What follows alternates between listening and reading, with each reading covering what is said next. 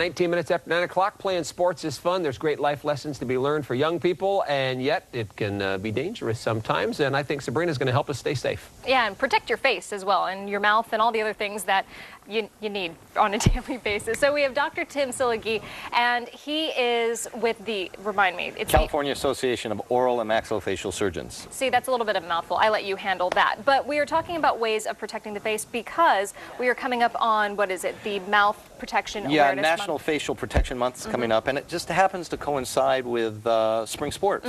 So I thought we'd come in as a community service today and kind of show you what's new in protection. And I want to point out, there's also the mouth guards here. We have helmets and new things that are happening with it. But one of the things, obviously, we see a lot of sports people wear the mouth guards, but people can do this and make their own sort of custom mouth guards. Absolutely. You know, there's different mouth guards that are required based off of the chances of having a collision in the sport. So everyone knows we need it for football, hockey, things like that. But even some lighter recreational sports, it's always a good idea to protect your teeth. Okay, so we have a glass of hot water and a glass of cool water. So how do we make this work? So just go ahead. This is hot water. We'll put it in there for about 30 seconds. Plunk. And while that's going on and we're letting that soak, let's talk about some of the helmets here, because baseball helmets have evolved. Oh, absolutely. You know, if we look at this one right here, we can see that there's really not a whole lot of protection. Very thin cushion on the inside.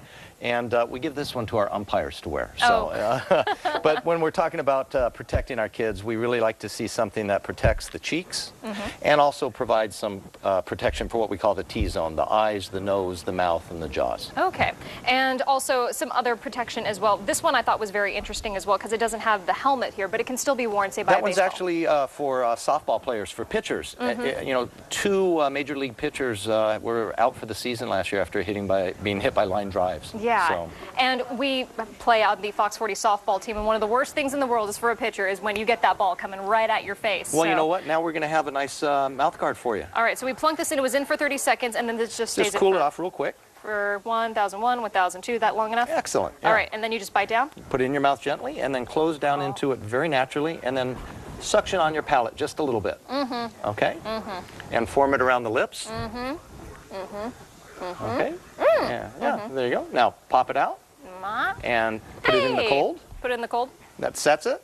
And you can see my teeth marks right there. Perfect. Yay, 7 years of orthodontics, at least I have a straight bite.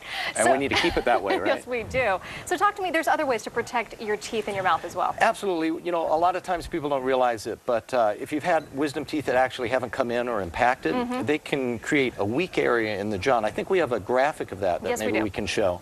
And you can see in this particular case a fracture going through the lower left wisdom tooth.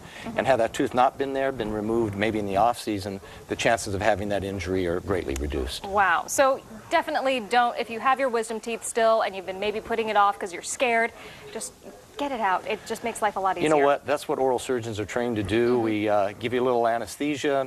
You go to Hawaii for about 10 minutes and come back and we're finished. Quick, painless, and yes, and come see Dr. Silegy as well. So thank you so much. Yeah, you know, if you're looking for an oral surgeon on our Cal Amos website, that's calamus.com, you can search for an oral surgeon in your area. Very nice. Dr. Tim, thank you. So nice to meet you. And Paul, back over to you. Very nicely done. Coming up, we're cooking all.